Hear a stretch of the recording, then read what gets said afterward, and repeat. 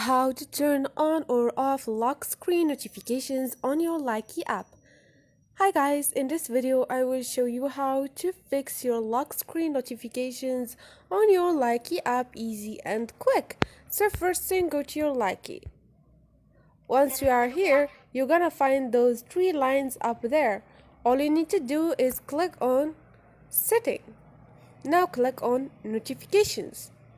Now scroll down and you're gonna find lock screen notifications. Turn on or off wherever you want.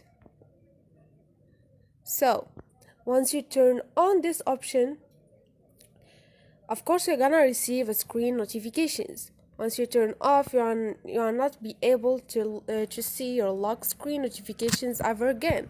Hope this video was helpful for you guys. If it was, don't forget to subscribe and like.